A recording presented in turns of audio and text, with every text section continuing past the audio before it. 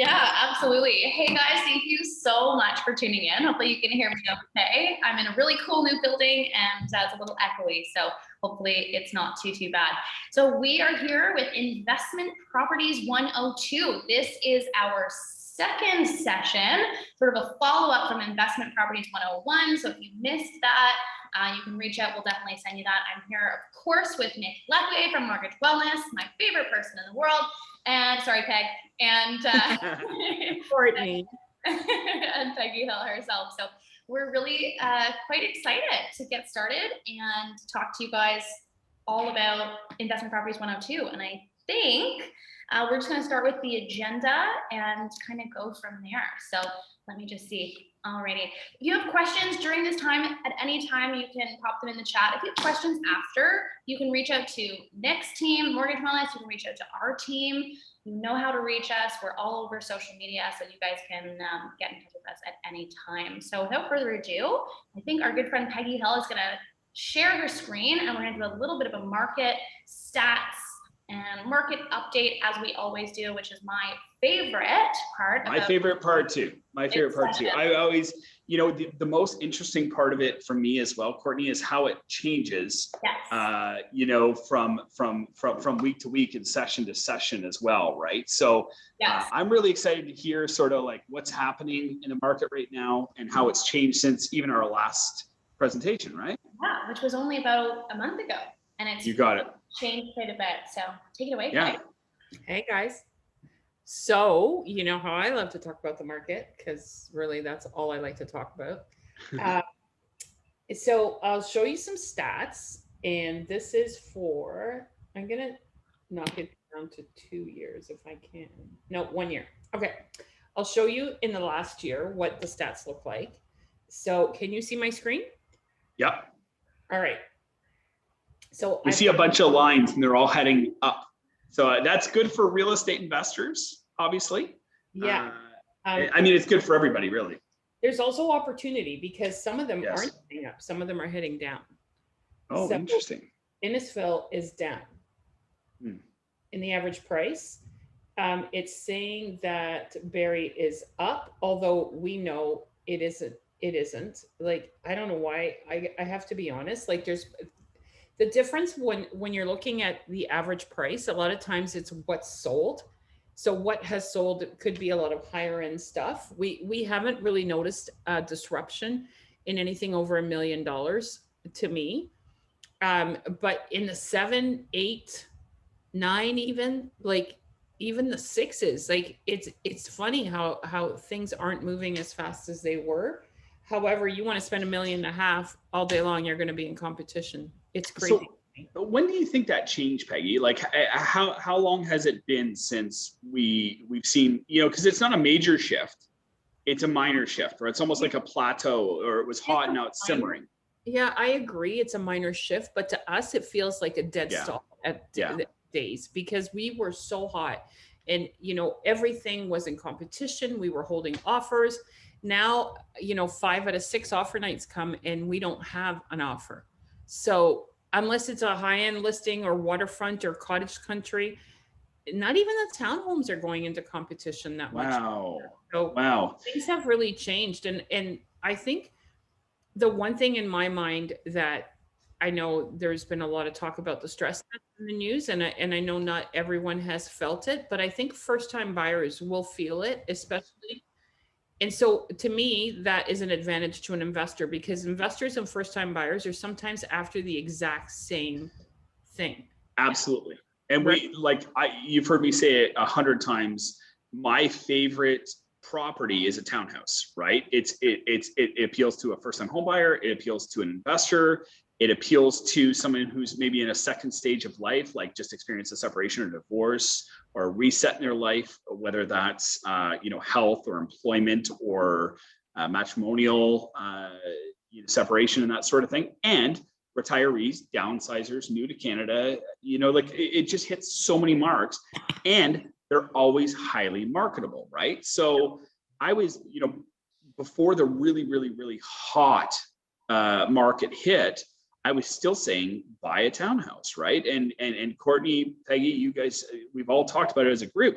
even at, and I'm going to show some examples, even at $600,000, you can still buy that property, rent it out for 20 something $100, cash flow.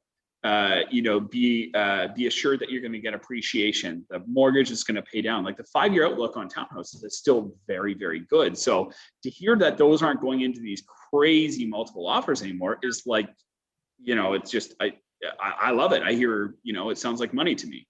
I totally, and I'll show you another screen. This is month supply.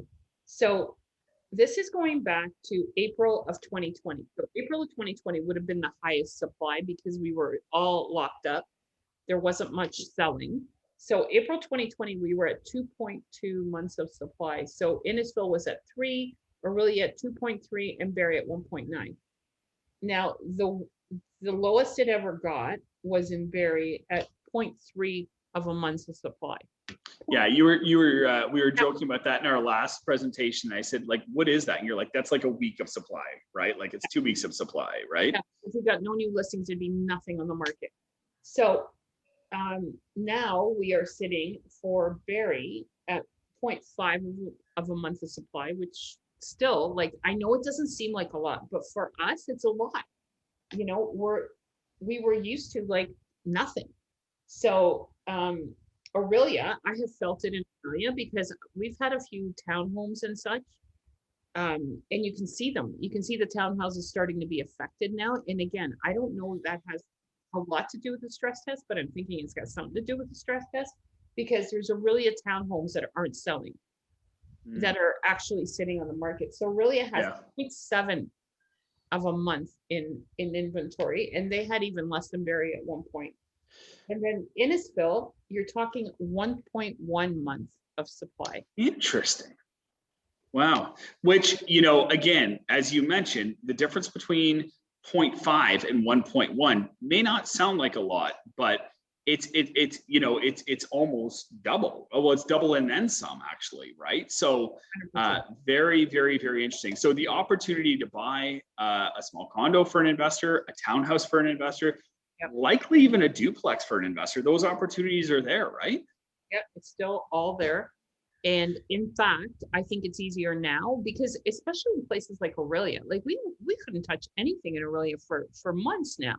Like Aurelia is my favorite spot for property investment right now. That is cat's out of the bag. That is my favorite spot for property investments. I did not know that, Nick, and I said Aurelia, so we're on the same page. Peggy, can I see that screen just for 1 sec, if you don't mind? Because I try and I talk to clients every day about the difference between Barrie, Aurelia, and Innisfil as a market. And what's really interesting is when I'm talking to clients that are moving up from Toronto and you're trying to explain, kind of Simcoe County, I usually explain it in the shape of a cross, right? Like, north, and then the south being Innisfil, north being Aurelia-ish sort of thing, and all the way up. And sometimes we even include Midland and that sort of thing. And then Barrie being in the center, right? And some of the peripherals being around it. But what I often explain to clients when I'm speaking to them, if they're moving here, if they're looking to invest in Simcoe County, is the difference between these areas and price point. Now, we've always seen Aurelia be, at a lower price point than Barrie. It's always been cheaper. But you can remember a day, and I can too, Peggy, where Innisfil was cheaper than Barrie. Yeah. And it's not anymore, is it? No. And especially in 2017, when the market stopped, Innisfil took the biggest hit, way more than Barrie took. But in all fairness, they had a lot more to lose because they went up a lot faster than Barrie did. And this time around, the same thing happened. Innisfil shot up, Aurelia really shot up. So they have a lot to lose as well. Now you had an average price, I think, up on the right-hand side a minute ago. If you can just click on that. Yeah, so that little stat on the right-hand side there, you see Innisfil is $735, whereas Barrie is $745. So that's a very interesting number. Exactly. So they're saying Innisfil has started to drop, which is why you're seeing that arrow going down. So they're up 30% year over year. Now look at Aurelia, 60% year over year. Wow. Seen the crazy. Most increase. That's why I tell you, things have stalled out because it just got too fast, too much. And I'm not in the camp that I think market's going to drop, and I'm not in the camp that I think this market's going to go on forever. That's not the camp I'm in. Yeah. I mean, reality, this is real people. This is real advice of what I see. And honestly, what I see out there is a lot different than what it's showing. But I don't see a crash coming. However, I do see a correction of some type, and it's already here. That's the thing. By the time you're going to hear about this on the news, it's already going to be here and gone. Right. So and people say, well, the market could drop 30%. Big deal. That would only take us back to February prices, guys.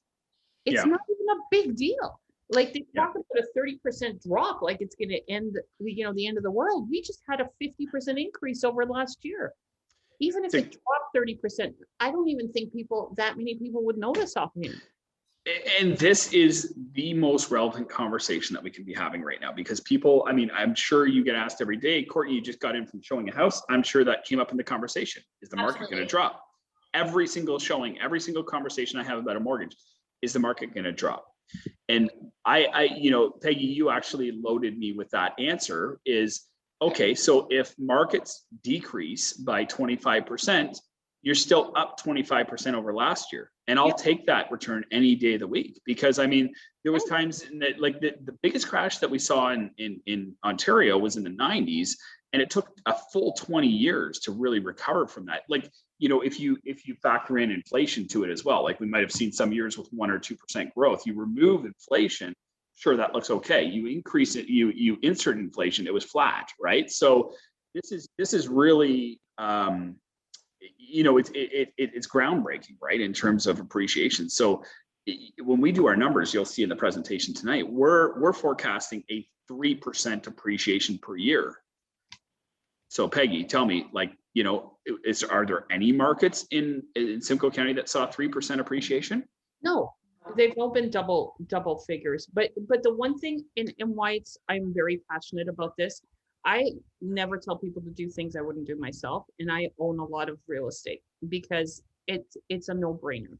But the other thing I wanted to say is that I spent years not being afraid to jump in. And it drives me crazy because other people were paralyzing me because they were telling me that the market's going to drop. So, being new in the business 20 years ago, I believe them. All those agents were telling me, like, you're stupid. Don't buy now. Wait till the market drops. Guys, I waited 5 years. I lost so much money by waiting. And even people that bought last year and they were so worried that they bought at the top of the market, those people make 50% on their investment this year. Like, jump in. If the market slows down a little bit, don't sell. It doesn't even make sense. And with investors, we have tenants that are going to be relatively homeless because we have such a shortage of inventory. When we get a lease, when we have a client that wants to lease out their property, we don't even put it on the MLS. We can't handle the phone calls. We lease it in-house because the calls are insane.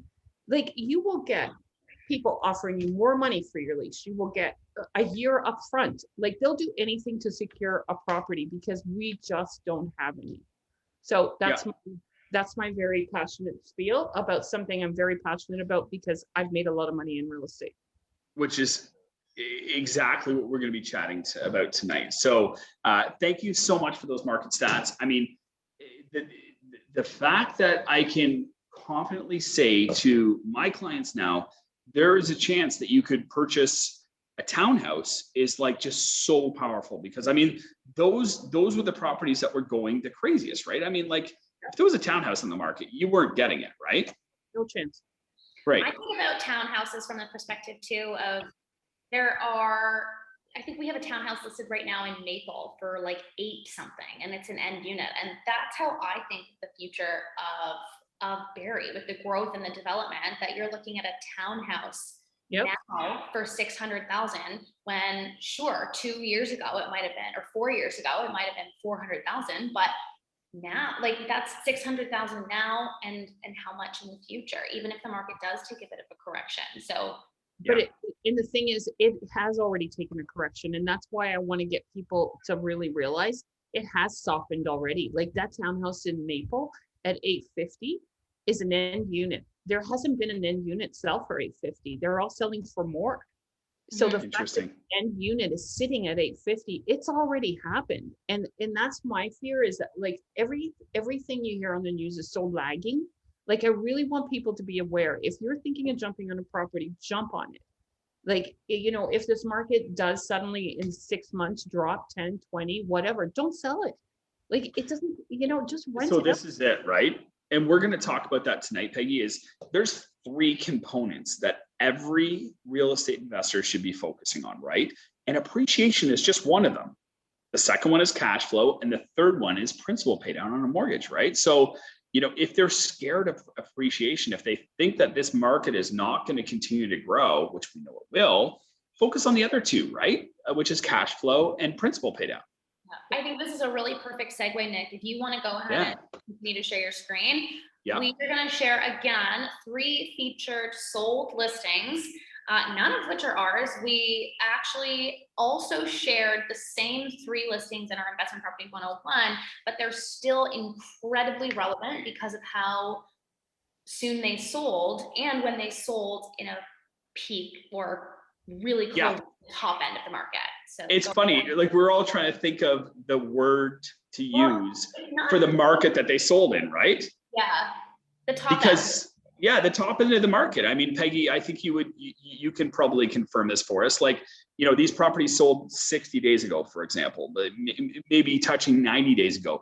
And the reason we wanted to use them is because, you know, I'll show you the first one, for example, listed at $499, sold at $565. So, you know, if we're going to look at this house, for example, here tonight, Peggy, like, you know, what would you say would be different about this home in this market? I'm thinking you're probably going to tell me, instead of being listed at $499 and sold at $565, it's probably going to be now listed somewhere around here. And, you know, the buyer will get conditions and they'll be able to negotiate, and they may even get a home inspection, for example, right? Correct. But I caution people, the pretty stuff still flies off the shelves. Yeah. So, but as an investor, I'm not looking for pretty. I'm looking for location. I'm looking for cash flow. I'm looking for location. That's what I'm looking for. And that property, I just wanted to pull it up, sold March 24th. Thank you. Okay, so that's perfect. That's exactly what I was trying to show, which is, you know, for lack of a better term, we'll say the peak of this 2021 market so far, right? It was actually, I think you said February being the highest, but this fell right after that, right? Pretty close. Okay, so this home was listed at $499, sold at $565. So back to the conversation about appreciation.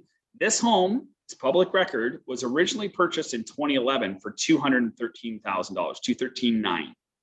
So 264% appreciation in 10 years, 26% per year.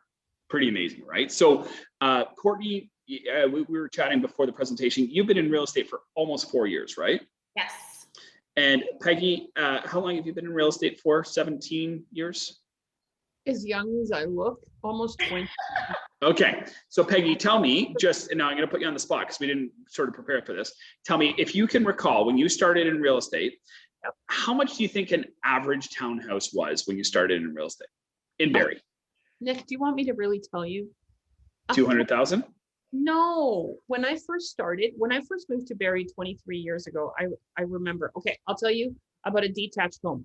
I was in real estate maybe 2 years, and there was a little detached home, 3-bedroom, just your regular little thing. And it was $165,000. And they talked me out of buying it. Talked me out of it. Oh my gosh. So, you know, let's say at that time, a townhouse would have been $150,000. When I got into the business, townhouse was about $250,000.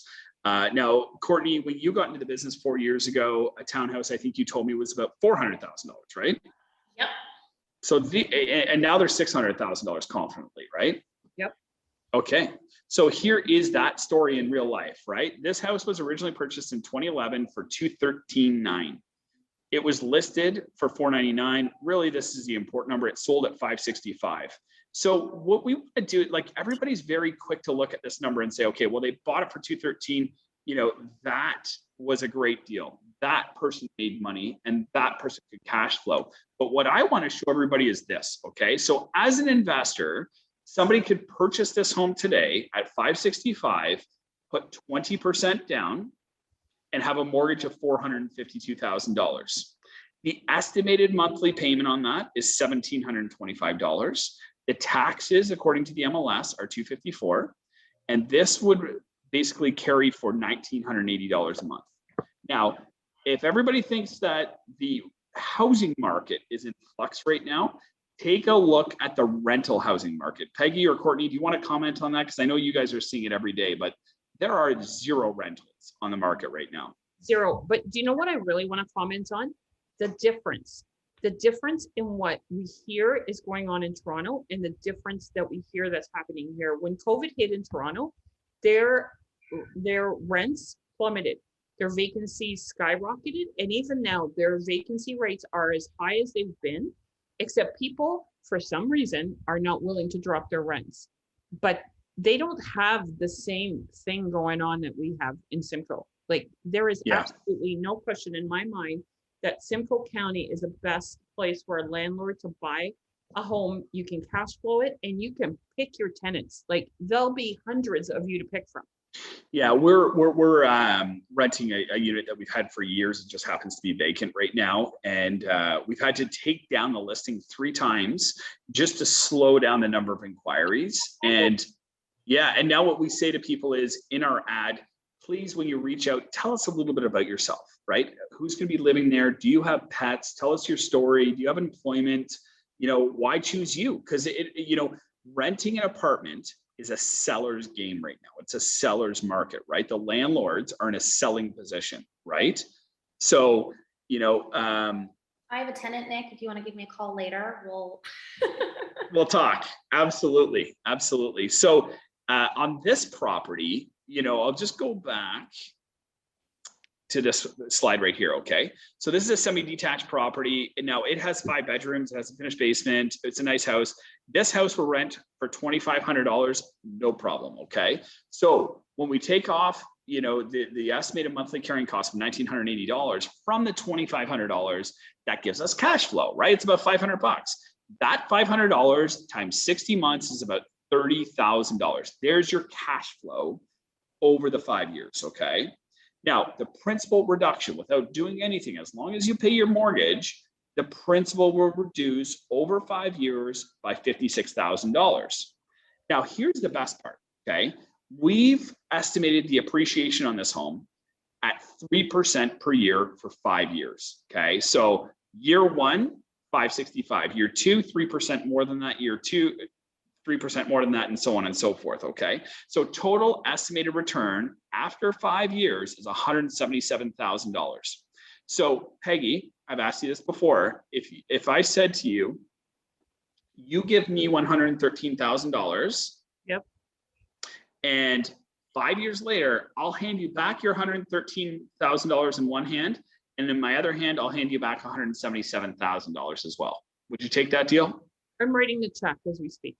Yep, done, right? So this is fabulous return. Like, I mean, incredible, fabulous return. So this is cash flow, principal pay down, and appreciation. These are sure things. I mean, a 3% appreciation. Peggy, just remind me, what did we see last year on average in appreciation, like this time last year to this time this year? Almost 50%, 40 right.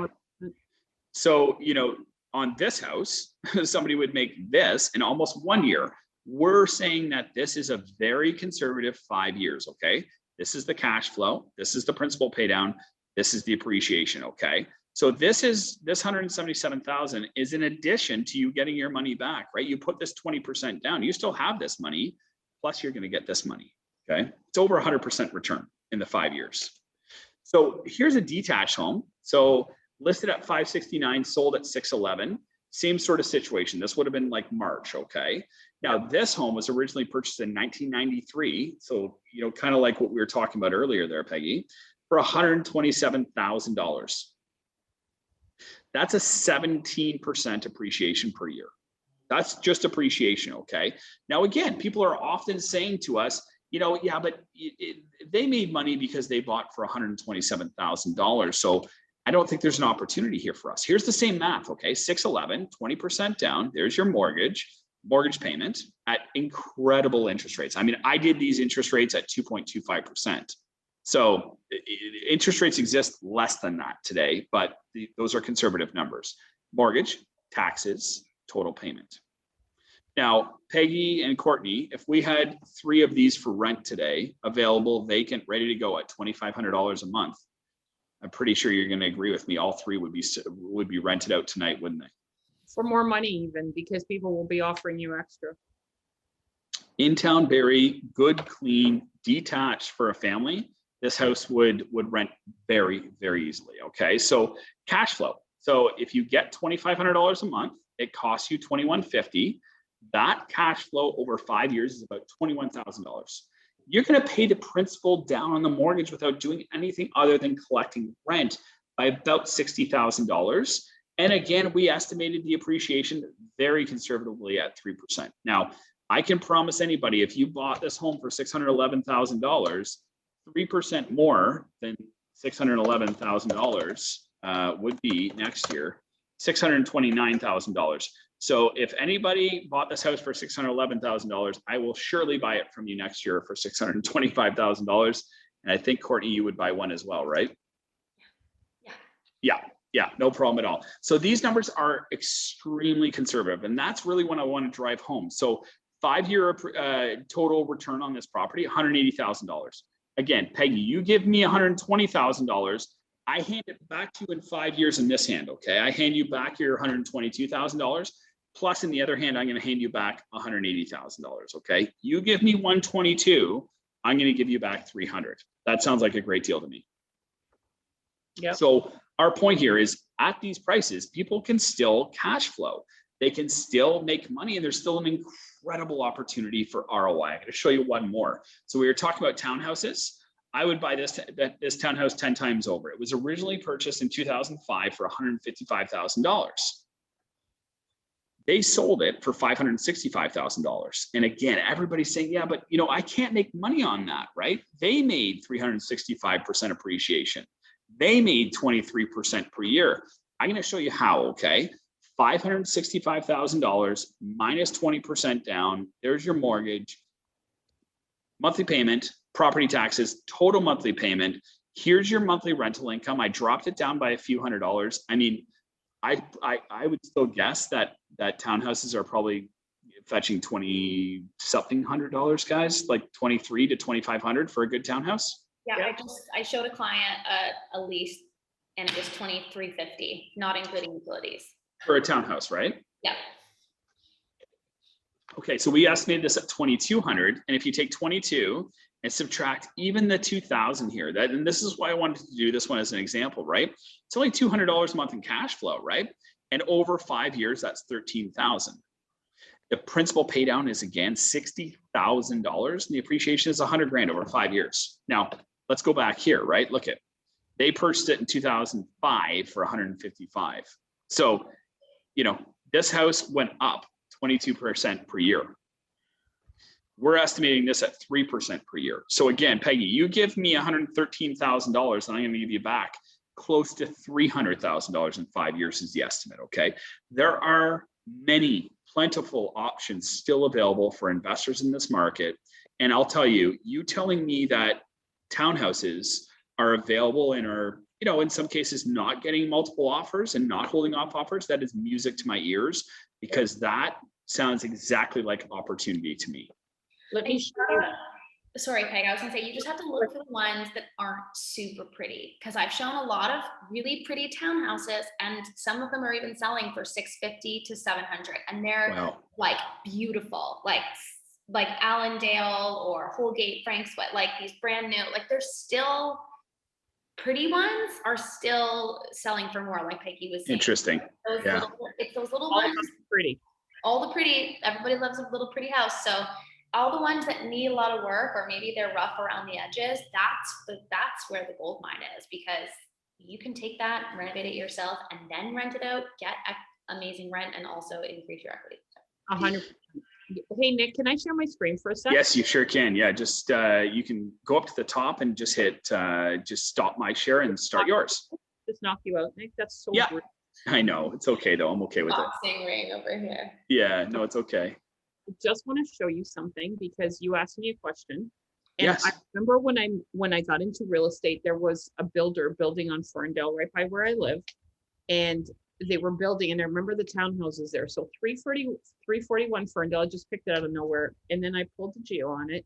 And if you look here, in 2001, they were selling for 124,000, 416,000 from the builder. So 125 grand in 2001, and it's 100% worth 650 now. Yeah.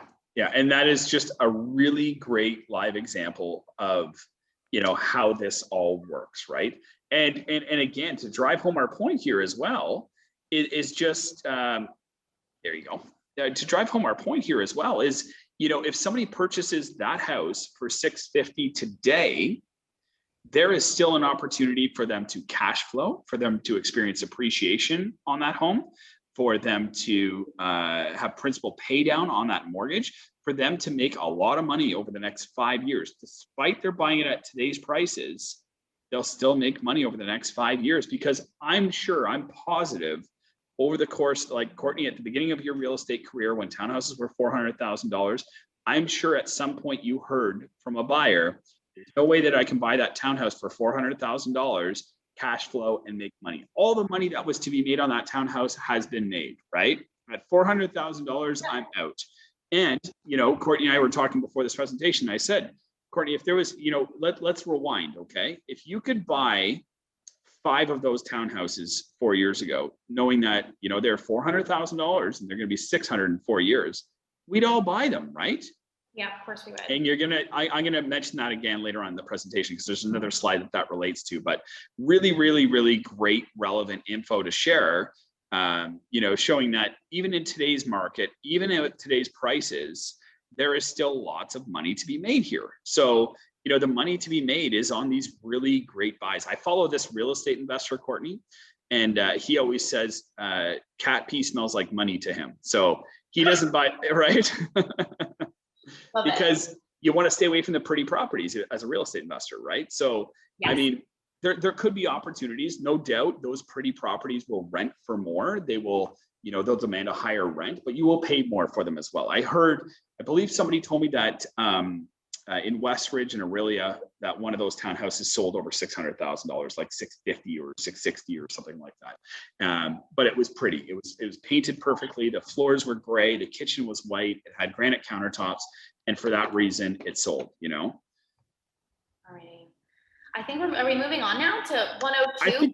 I think we should. Yeah, I think we should. So if anybody has any questions on these listings or any others, maybe even some of the properties that we mentioned tonight, you can reach out to the Peggy Hill team. Go to peggyhill.com. If you're looking to speak with me at Mortgage Wellness, you'll find me under the Trusted Partners portion of their website as well. But what we want to do is we want to move into Real Estate Investing 102. I'm going to share some of my mortgage secrets that are specific to real estate investors. Okay, so this is really great for real estate investors who, for example, currently have a portfolio. We talk to a ton of real estate investors every day with the new market. I'll say the new market because the new prices, right? The new market appreciation and the new prices. What they're doing, Courtney, is they're rebalancing their portfolio. Yeah. So in a lot of circumstances, are coming to us and saying, okay, I bought 4 townhouses 5 years ago, and I'd like to rebalance them. I'd like to draw out some equity, rebalance the portfolio, and buy one more. And the really, really, really smart investors, you know what they do is they look at the 4 that they bought for 400,000. They look at the one that they're going to buy for 600,000, and they'll add up all those purchase prices, divide it by 5, and say, okay, I have a balanced portfolio where I paid an average of X amount of dollars per townhouse. So we're seeing a lot of rebalancing right now for existing investors. We're also seeing a ton of new investors, people that are looking to grow a real estate portfolio. So if you missed Real Estate Investing 101, one of the primary sort of pillars to Real Estate Investing 101 is we talked about the rule of 5. And I know you probably remember that, Courtney, because I talk about it all the time. You can own a total of 5 properties and get financing very easily from most of the institutions in Canada. That's a primary residence, a cottage, and 3 rentals. or a primary residence and a cottage and a second home for your children at university and 2 rentals, or say a primary residence and 4 rentals. So, if you're just getting started into real estate investing and you're growing your portfolio, what you should really be doing is starting with the end in mind and saying to yourself, how do I get to 5 properties? So the people that are, maybe already have a few under their belt, they'll find tremendous value in these next few slides. And the people that are looking to get into real estate investing as well, they should find value in, sort of like forward thinking about the things that might be able to help them in acquiring a portfolio. So the first one that I have for you is the benefits of large multi-residential financing versus small unit residential financing. Okay, so what we're talking about there is like, when I say small, I mean single family, like we just showed, duplex, triplex, and fourplex. That's considered small. So fourplex and below is small, and 5+, those apartment buildings that you see, often the purpose-built stuff. You wouldn't believe it, Courtney. We every day have people who say to me, my name's Courtney and my friends are Nick and Peggy, and we want to come together. We have a few $100,000 each, and we found a really great like 12-unit or 15-unit building. We don't want to mess around with, the onesies and twosies, the duplexes and the triplexes. We want one building. We want one asset. Courtney's husband is handy, and Nick's wife is really good at bookkeeping. And Peggy's married to Doug, and we know that Doug's really handy as well, and he does all that kind of stuff already. So this is a really great partnership, and for that reason, we want to buy a bigger building. So what I wanted to do is show everybody the benefits of both the small unit financing and the large unit financing. Okay, so on the left-hand column, what you have is small unit financing. Single families, duplexes, triplexes, and fourplexes. So this is generally the stuff that we see with real estate investors, and especially new real estate investors. But a lot of people don't want to play in that space because, they're competing, like we mentioned with Peggy, with first-time home buyers, investors, downsizers, retirees, new to Canada, that sort of thing, right?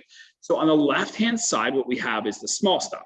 Single family, duplex, triplex, fourplex, up to 4 units, okay? Now, on this side, personal income will always come into play. Always, always, always. They're going to want to see your personal tax returns.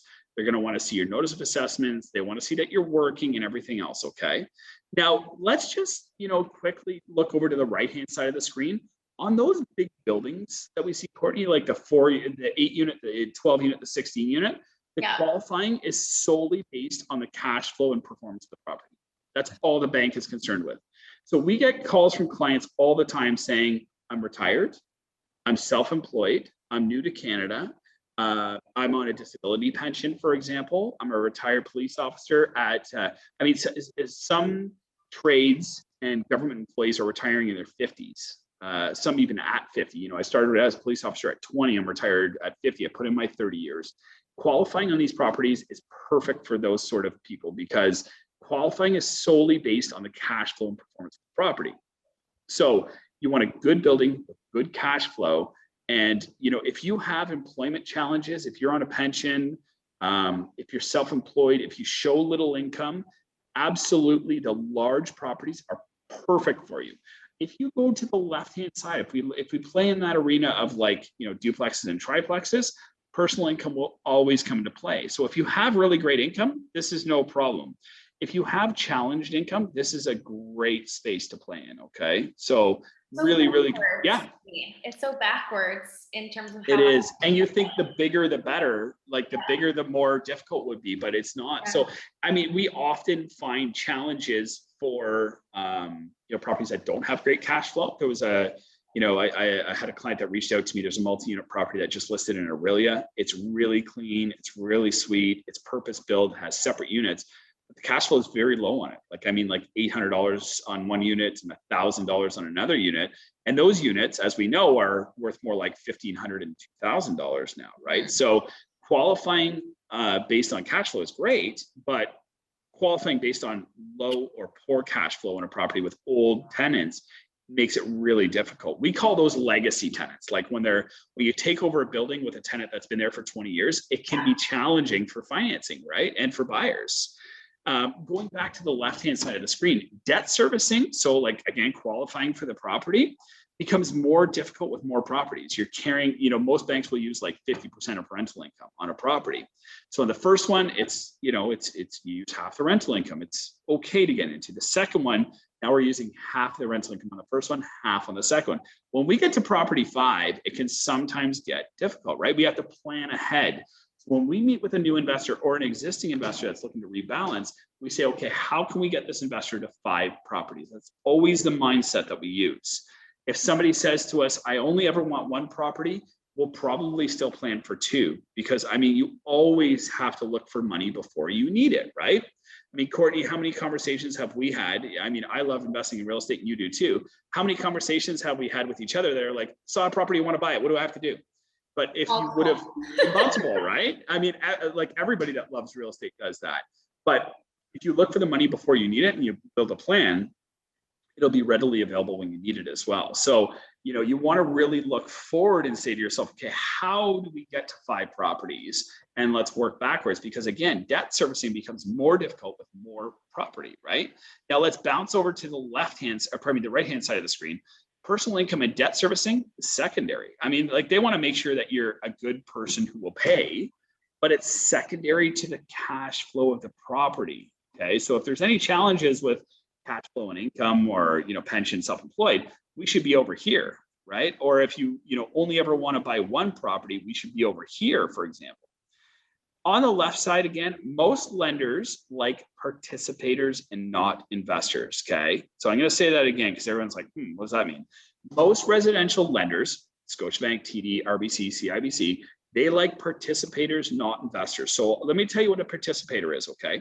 A participator is someone who calls my office and says, I found a really great townhouse. I just saw it with Courtney. She sent me over to your office. It's this beautiful, pretty townhouse. It's $700,000.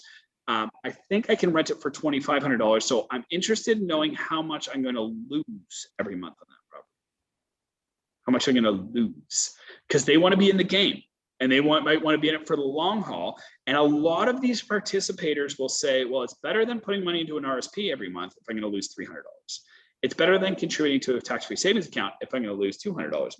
So most banks, not to say they love people that are going to lose money, but they like people, they don't mind people that break even. They don't mind if you lose $100 or $200 a month. They like participators, 1 person, 1 property who want, they want to invest in 1 property sort of thing. Now, I know you're going to love this part, Courtney. The bigger the deal, the better the rate in this world, okay? So when we look at large 5+ unit buildings, there's often tiered pricing. It's a mortgage amount of less than $1 million gets the highest rate. 1 million to 2 million gets a much better rate. 2 million to 3 million gets an incredible rate, and $5 million plus, cheap, cheap, cheap money. The bigger the deal, the better the rate. The bigger the deal, the more the cash flow, the more stable the deal is. The bank has to take back the property, right? If Steve and Susan don't pay their mortgage and the bank has to take back the property, they just assume the tenants. There's cash flow. Their mortgage is not in arrears.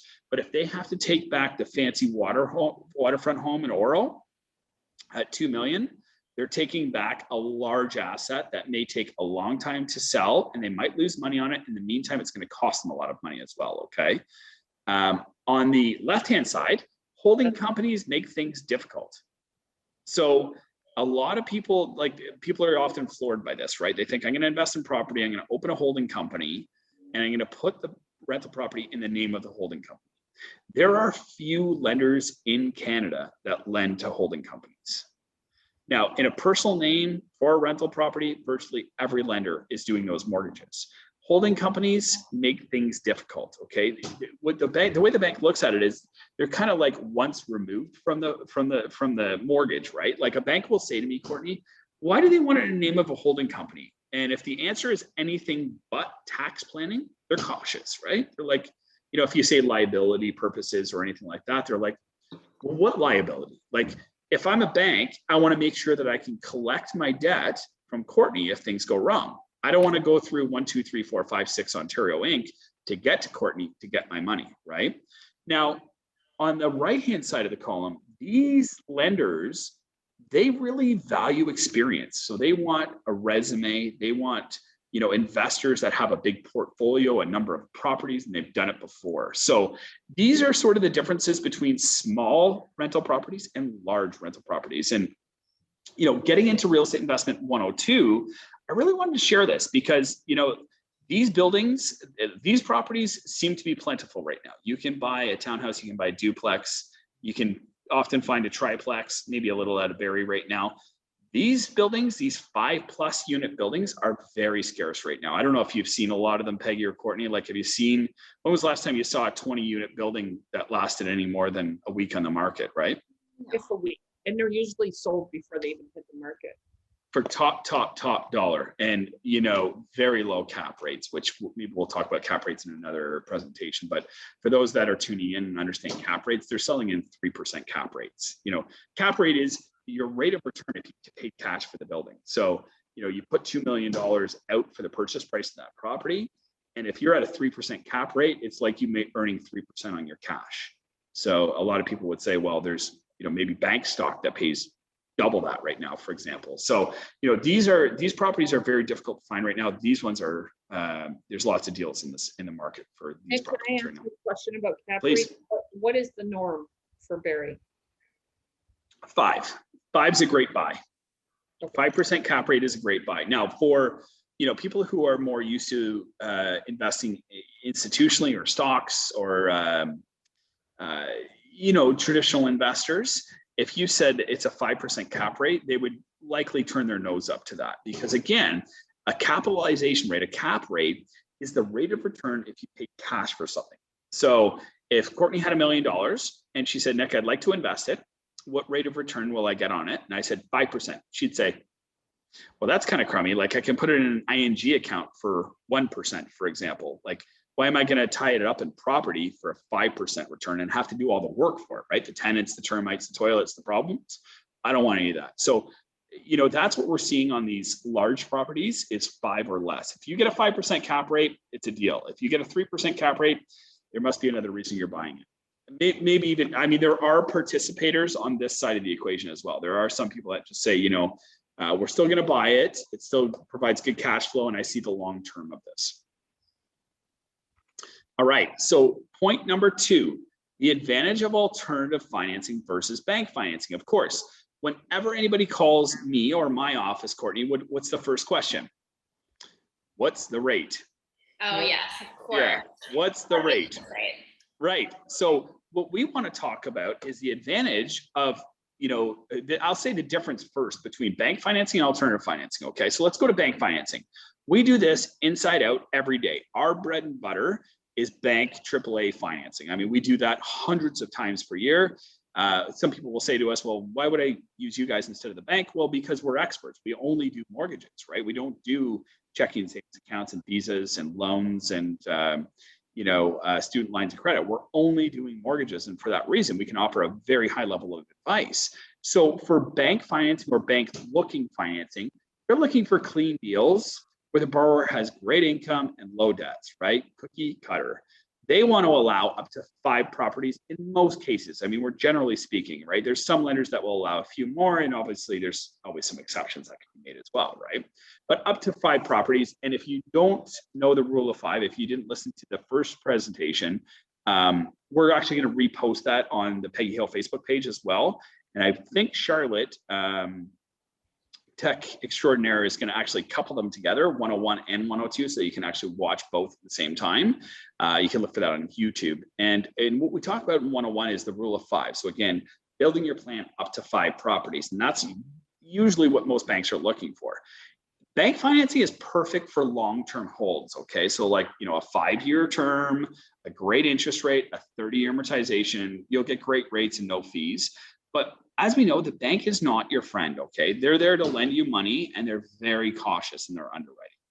So one deal, maybe your first deal, your second deal, bank financing is great. Now, what I really want to drive home, it's great for long-term holds. If Courtney calls me and says, I'm buying a townhouse, it's $600,000, I'm going to put 20% down. I found a great tenant. I know her from university. She wants to be there for 3 years.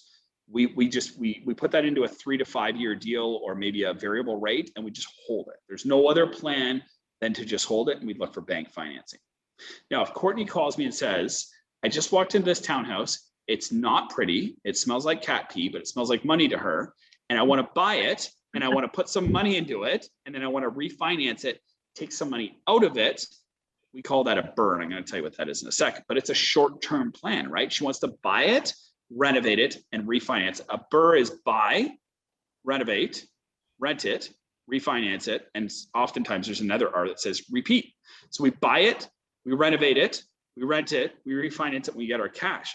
You don't want a long-term mortgage for stuff like that. On alternative financing, these are one-year deals, and we tell the lender that up front. If you tell a bank that you're going to get their financing and break that mortgage 6 months or 1 year later, they will instantly decline you, because the banks make money on long-term holds. So a lot of people will say to me, well, I'm going to pay them 2%. Yeah, they make money in the second 5 years that they have your mortgage. In the first 5 years, there's all kinds of acquisition costs. There's underwriting costs. They have to pay me or pay the branch to do the work.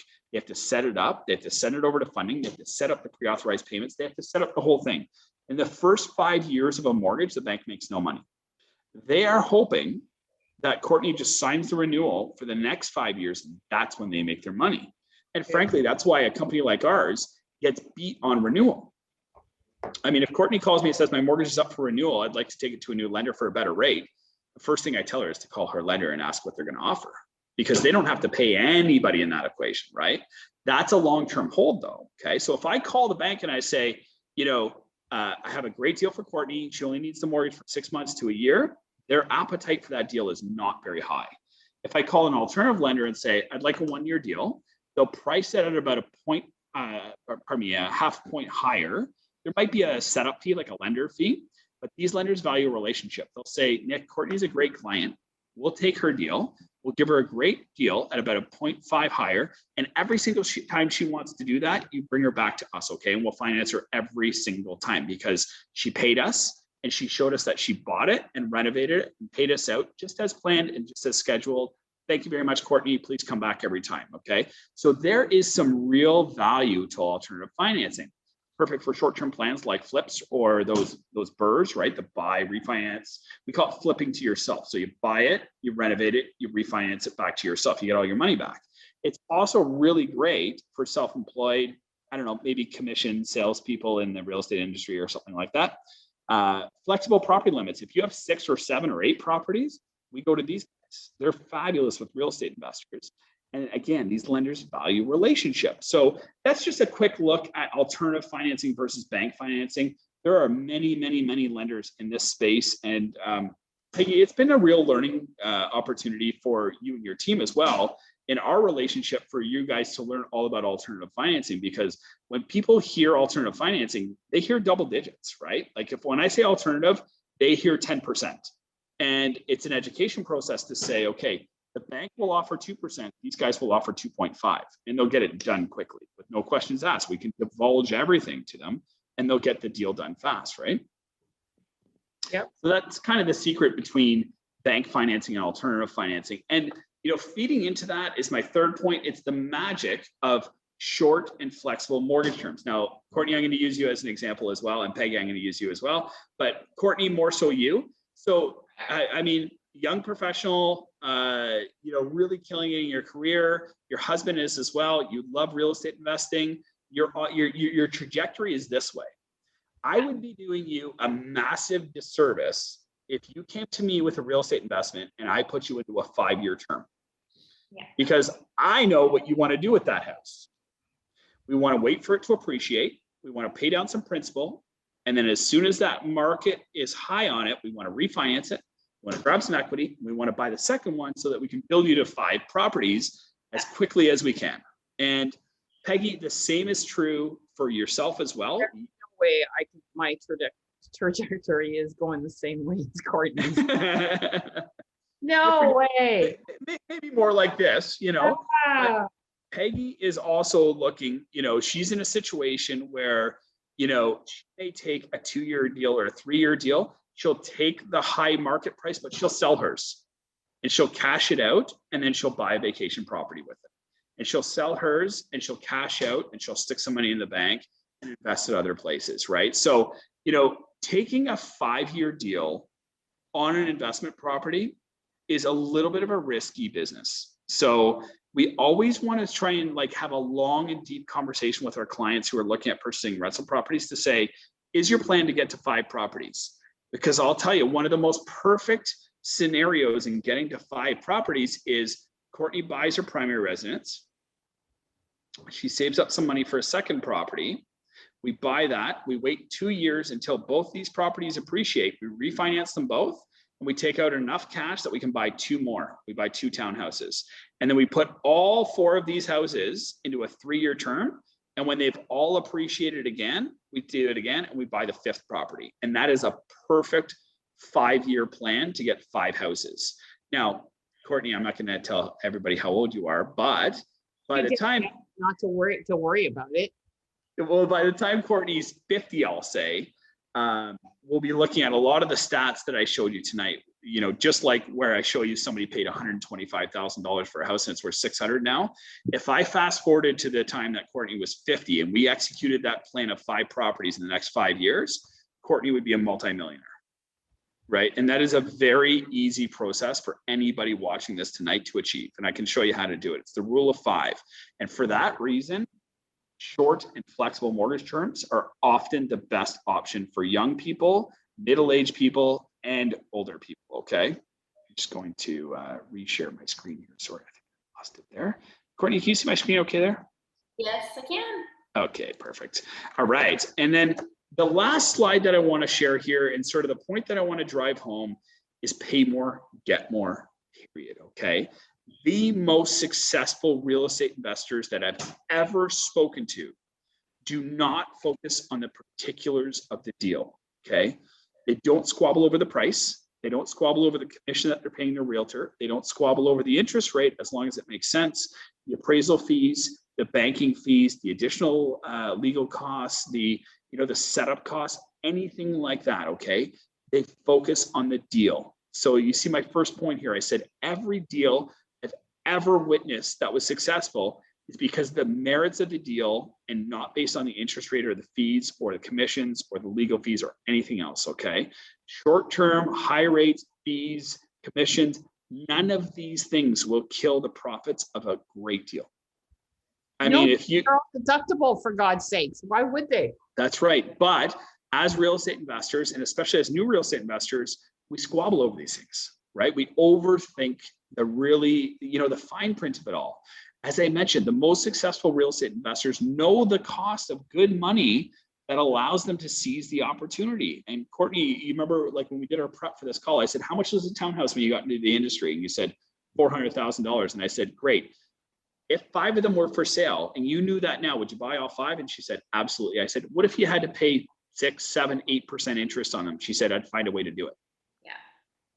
Right? Because you never have to focus on the fees, the rates, the commissions, the legal fees, the appraisal costs, or anything else. If you focus on the merits of the deal, you will make money as a real estate investor.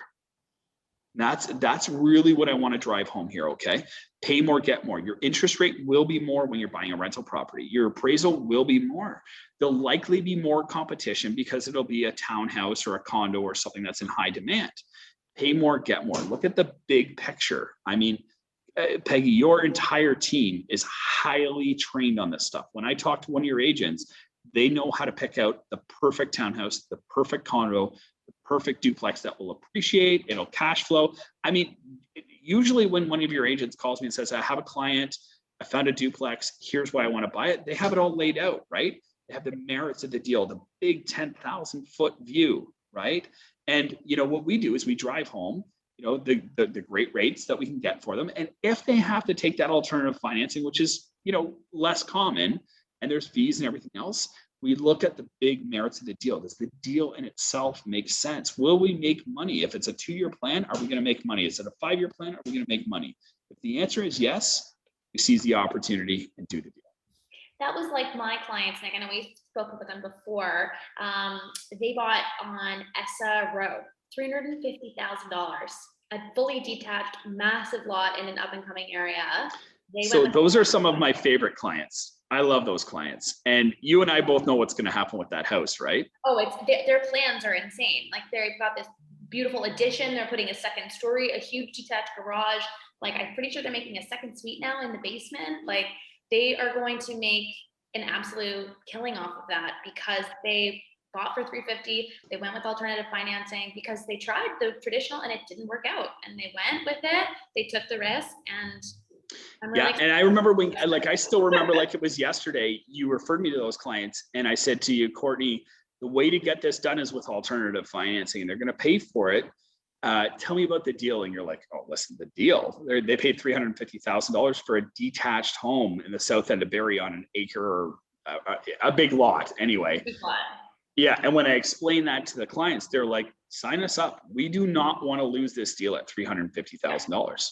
So that's a perfect example. Absolutely. And, anybody that's listening to this call should think of that as well. Like, look at a listing with the positives, with the rose colored lenses, and say, okay, is there money to be made here? Right. Yeah.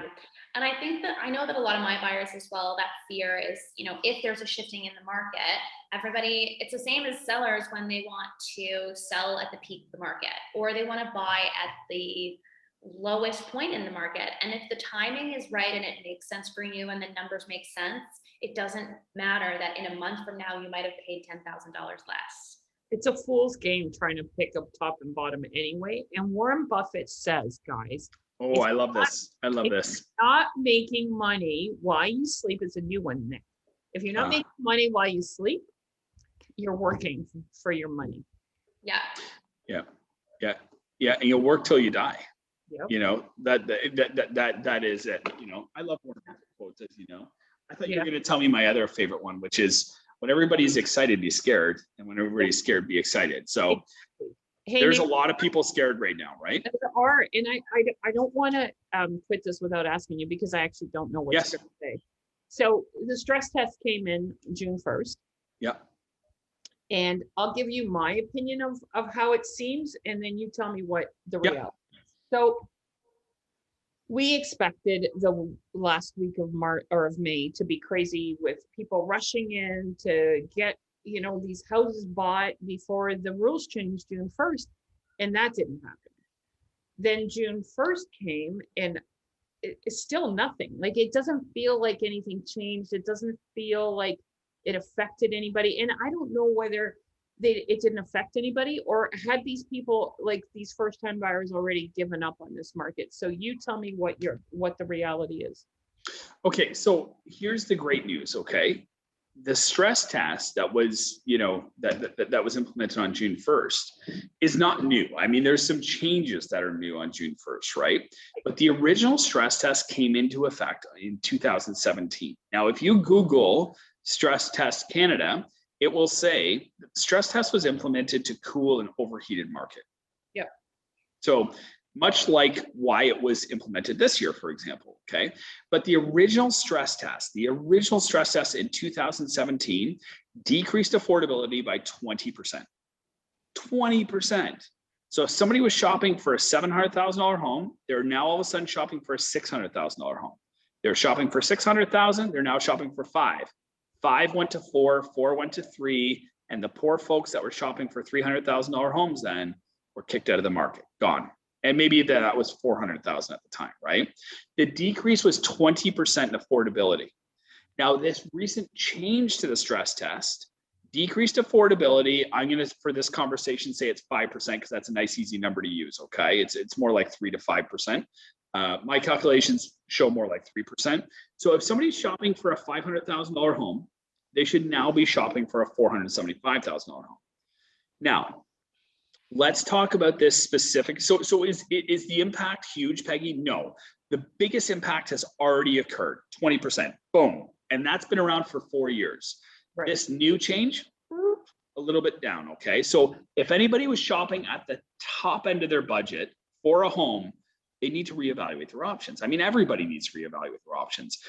For our company, for our firm, we always build a little bit of wiggle room in there. So if somebody's out shopping with Courtney and we pre-approve them to $500,000, and with the new stress test, they're at $475,000, and Courtney calls me back and says, the house that we saw last week, it had an offer, the offer fell through, it's $500,000. Can we put the offer in? We'll readjust it, see if we can max out their, that budget now. And in most cases, yes, we can make it work, because they were pre-approved on a, slightly conservative level, right? So I don't expect the impact to be drastic. When they say that they want to cool the market using the stress test, I mean, they did that. You know how they do that, Peggy. We talk about it every day, I think. Yep. They put it out to the media. Yep. And then everybody panics. I know. Right? And you and I included. I mean, if I had more time, I could pull up the text message, right? Where you and I texted at 11 o'clock at night and said, oh my gosh, look at what's happening. And the really crazy thing that we, you know, the three of us can all be on the same page with is there's no like, you know, news wire that feeds from the government to the real estate industry or feeds from the government to the mortgage industry saying this is coming down the pipe. We learn about it the same way you do through like CBC. Yeah. And it's all, you know, heaven forbid we have a client that reaches out to us before we have a chance to do some research on it, because the only way we learn is through the media, and then we, you know, source it out through, you know, the government websites and OFC and the Bank of Canada, or, you know, whoever's delivering the news, right? But it's not like we get a heads up on this. So I mean, we have been head in the sand trying to analyze what the true effects of this are. And the conclusion is it's minor, you know. Now, specific to real estate investors, I'm going to share some real benefits here for you, Peggy. Check this out. So a real estate investor wants to buy a townhouse for $600,000. Yeah. The stress test went up. So that real estate investor can now only qualify for 5% less, let's say, you know, $570,000. But here's the great part. How much do you think rent has increased in the last few months? Oh, right. Like those townhouses, I still talk to people every day and I'm like, oh, okay, perfect. You own a townhouse on Pickett. How much do you rent it for? And they're like, $1,200. I'm like, $1,200, but the tenant's been there for 5 years. And that was the rent 5 years ago. So yes, they may qualify for a lower purchase price because of the stress test, but as soon as I put in market rent on the townhouse for the real estate investor, all of a sudden they qualify for the 600,000 again, because the pace of rent, which we can use, has paced up higher than that you know, the effect that stress test will ever have as well, right? It's great news. So, you know, there's our 2 minutes on the stress test. That's awesome. Yeah, great. Okay, well, look at the time, everybody. 7:30. We always go a little bit over, but that's okay. You know, this wasn't bad. 7:35. I think we're doing pretty good, right? And Courtney, do you want to wrap us up? Yeah, I think we're all set. As always, if you're tuning in, if you're watching this now, just reach out to us. You can reach out to the team, Peggy Hill team. You can reach out to myself or Nick. All of our information, you know, is available for you. I'm Courtney at peggyhill.com, Nick at mortgagewellness.ca. Like anything you need, if you just want to have the conversation, that's what we're here for. If you're not selling, if you're not buying, and you just want the numbers and the conversation, genuinely, that's what we're here for, which is why we want to just give all the free information. So share the video, like the video on YouTube, you know, smash it all over social media so you can share it with your friends and family if you want everybody to know about it. So thanks to everyone. Thank you for your time, Nick, as always. Thank you for your time. Yeah, thanks for your team's time as well. I hope everybody enjoyed it and took something away from it. Yeah, and we will see you again in the future. And you got it. Is on an upward trajectory. Don't anybody forget. Have a great night, everybody. Thanks, guys. Thanks.